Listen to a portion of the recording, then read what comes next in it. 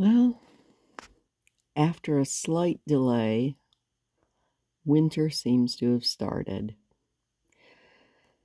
And yeah, I didn't get the plastic sheet off the line, which means I'm going to have to shake it off and put it in the garage somewhere so it can hopefully either freeze solid or dry. I don't know which. Good job, me. Oh well, life goes on. I've actually had to shovel, which is very sad, but none of that matters because now it's time to read Around the World in 80 Days. Also, yes, I am wearing my wearable blanket. Expect to see me in it a lot because I'm trying to keep the heat lower than I did last year because it's supposed to be really, really cold. So I'm just trying to learn to layer and bundle even better than normal. We'll see how long that lasts. We'll see. I don't like being cold. And I think right now I looked and the house is at 62 degrees, which, sorry, side note before we start the book. 62 degrees in the summer is quite pleasant. Like, you're wearing short sleeves and maybe a little light shirt over top of the tank top or whatever. But 62 in the winter just hits different, and I'm not sure why.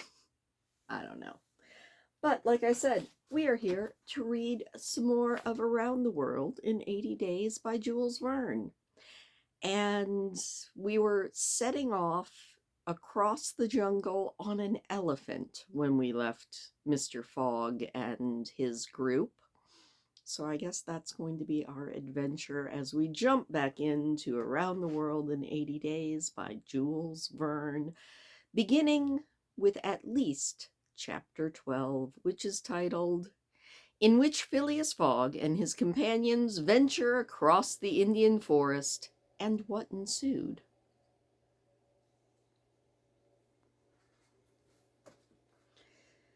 In order to shorten the journey, the guide passed to the left of the line where the railway was still in process of being built. This line, owing to the capricious turnings of the Vindhya Mountains, did not pursue a straight course. The Parsee, who was quite familiar with the roads and paths in the district, declared that they would gain 20 miles by striking directly through the forest. Phileas and Sir Francis plunged to the neck in the peculiar howdahs provided for them, were horribly jostled by the swift trotting of the elephant, spurred on as he was by the skillful man, but they endured the discomfort with true British phlegm, talking little, scarcely able to catch a glimpse of each other. As for Passepartout, who was mounted upon the elephant's back and received the direct force of each concussion as he walked along, he was very careful, in accordance with his master's advice, to keep his tongue from between his teeth, as it otherwise would have been bitten off short. The worthy fellow bounced from the elephant's neck to his rump and vaulted like a clown on a springboard, yet he laughed in the middle of the bouncing, and from time to time he took a piece of sugar out of his pocket and inserted it into Kanoe's trunk, who received it without the least bit slackening his trot. After 2 hours, the guide stopped the elephant and gave him an hour for rest, during which Keone, after quenching his thirst at a neighboring spring, set to devouring the branches and shrubs all around him. Neither Sir Francis nor Mr. Fogg regretted the delay, as they both descended with great relief. "Why, he's made of iron," said the general, gazing admiringly at Keone.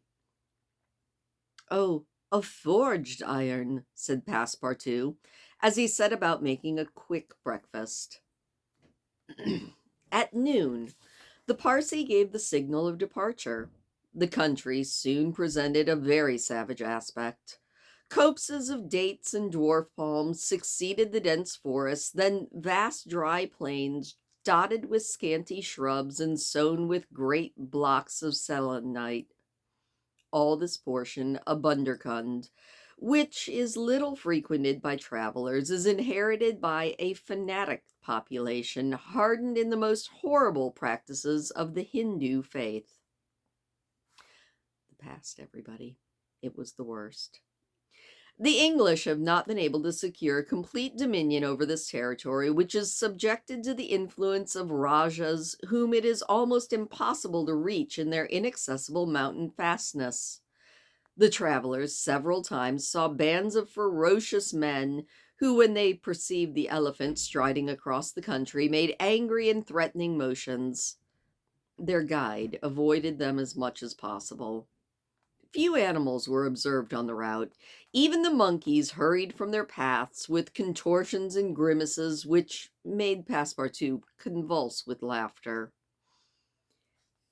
In the midst of this, however, one thought troubled the worthy servant. What would Mr. Fogg do with the elephant once he got to Allahabad? Would he take him? Impossible. The cost of transporting him would make him ruinously expensive. Would he sell him? Set him free? The estimable beast certainly deserved consideration. Should Mr. Fogg choose to make him, Passepartout, a present of Chione, he would be quite embarrassed, and these thoughts did not cease worrying him for the longest time.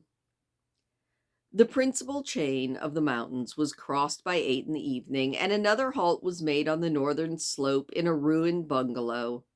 They had gone almost 25 miles that day, and an equal distance still separated them from the station of Allahabad. The night was cold. Their guide lit a fire in the bungalow with a few dry branches, and the warmth was very welcome. The provisions purchased at Colby sufficed for supper, and they ate ravenously. The conversation, beginning with a few disconnected phrases, soon gave way to loud, steady snoring. The guide watched Chione, who slept standing, bolstering himself against the trunk of a tree. Nothing occurred during the night to disturb the slumbers, although occasional growls from panthers and the chattering of monkeys broke the silence. Fortunately, the more formidable beasts made no cries or hostile demonstrations against the occupants of the bungalow. Sir Francis slept heavily, like an honest soldier overcome by fatigue. Passepartout was wrapped in uneasy dreams of all the bouncing the day before, and as for Mr. Fogg, he slept as peacefully as if he had been in his serene mansion back on Savile Row. The journey resumed at 6 in the morning. The guide hoped to reach Allahabad by evening. In that case, Mr. Fogg would only lose a part of the 48 hours he had saved since the beginning of the tour. Chione, resuming his rapid pace, soon descended the lower spurs of the Vindes, and towards noon they passed the village of Caligar on the Coney, one of the branches of the Ganges River. The guide avoided inhabited places, thinking it safer to keep to the open country which lies along the first depressions of the basin of the great river.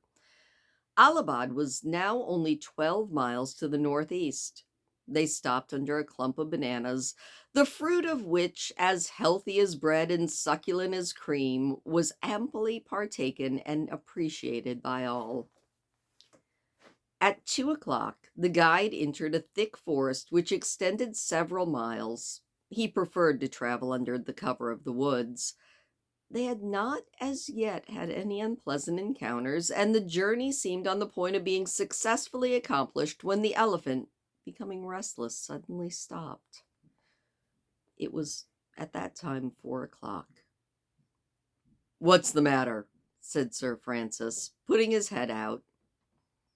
"I do not know, officer," said the guide, listening attentively to a confused murmur coming through the thick branches. The murmur soon became more distinct. It now seemed like a distant concert of human voices accompanied by brass instruments. Passepartout was all eyes and ears. Mr. Fogg waited without a word patiently, and their guide jumped to the ground, fastened the elephant to a tree, and plunged into the thicket. He soon returned, saying, "A procession is coming this way. We must prevent them seeing us if possible." He then loosed the elephant and led him into a thicket, at the same time asking the travelers not to move. He held himself steady, ready to bestride the animal at a moment's notice if flight became necessary, but he evidently thought that the procession of the faithful would pass without seeing them in the thick foliage, in which they were at least partially, if not wholly, concealed. The discordant tones of the voices and instruments came nearer, and now songs mingled with the sounds of tambourines and cymbals. The head of the procession soon appeared beneath the trees 100 paces away, and the strange figures who performed the religious ceremony were easily seen through the branches. First came the priests, with mitres on their heads, clothed in long lace robes. They were surrounded by men, women, and children who sang a sort of psalm, interrupted at regular intervals by tambourines and cymbals, while behind them was drawn a car with large wheels, the spokes of which represented serpents twined with each other. Upon the cart, which was drawn by 4 richly harnessed zebras, stood a hideous statue with 4 arms, the body colored a dull red, with haggard eyes, disheveled hair, protruding tongue, and lips tinted with beetle.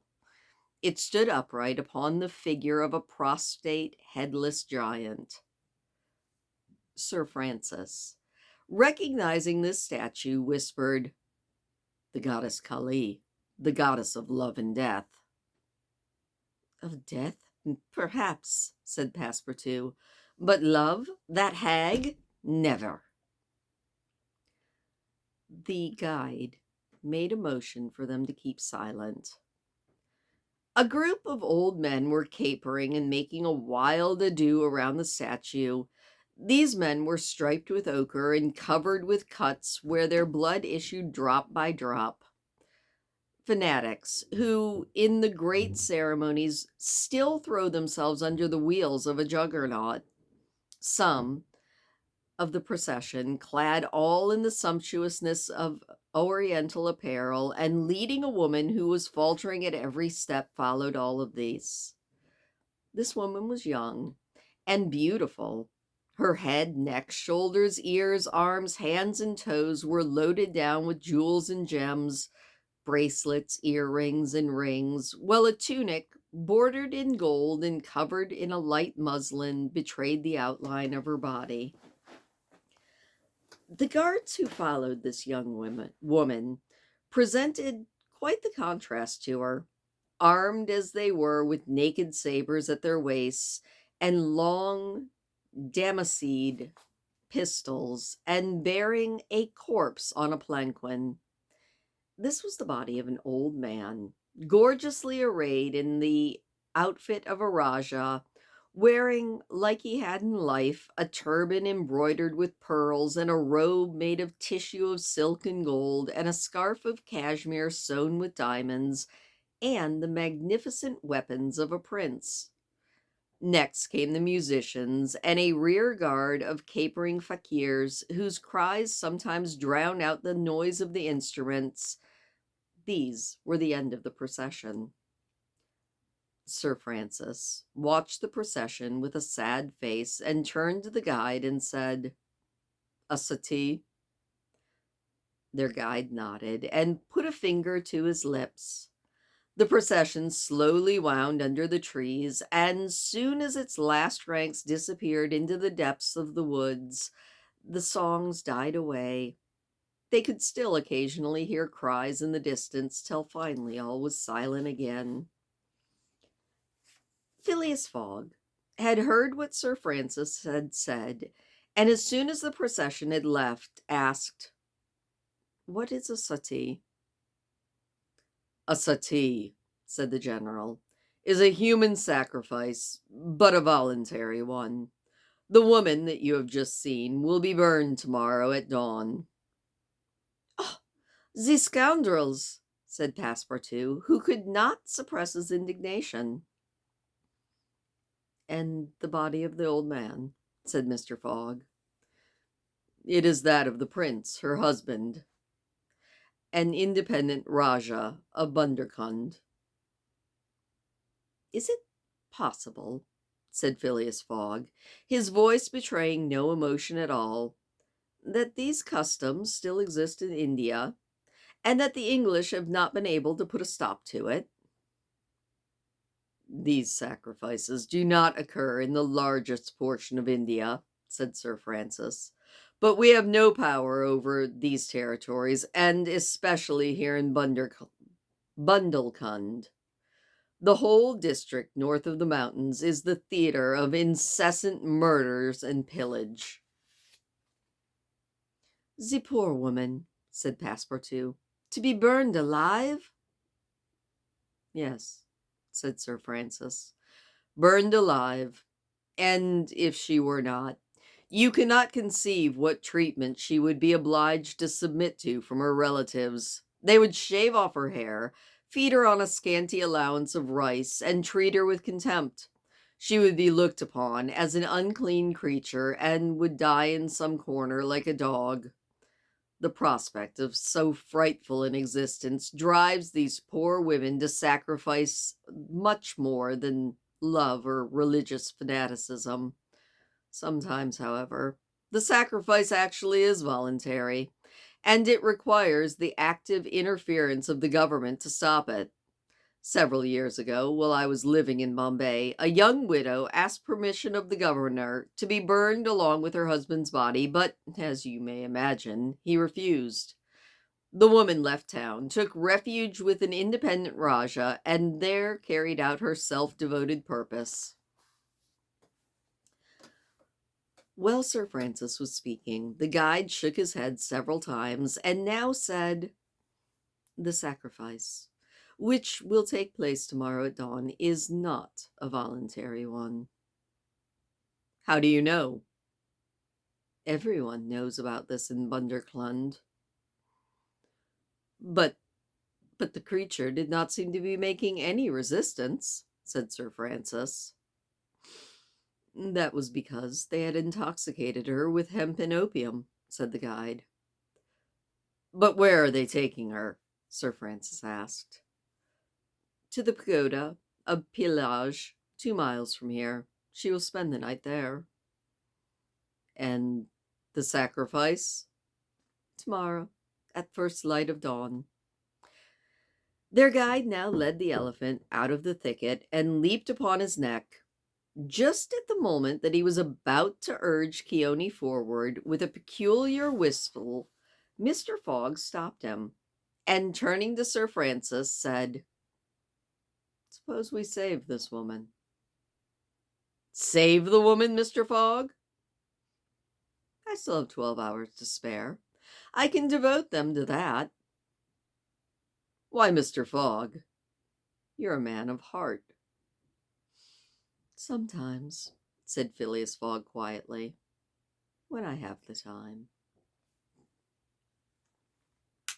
And that is the end of the chapter. Oh, I don't know what to think about that chapter. I feel like, I too would feel horror at a religious ceremony like that, but it's not my religion, so I can't really make many comments. Not that I follow any religion closely, so Anyway, that's where we're going to leave it, because that was actually almost 20 minutes, and I think the next chapter is probably about that long, and I need to go shovel again. Boo hiss. I was watching Ryan Hall, y'all, on YouTube, and I just watched his winter snowfall prediction forecast, and I really hope he's wrong. He's saying that the area I live in is supposed to get 100 to 150% more snow than normal. And normal snowfall for the area I live in is 80 to 100 inches.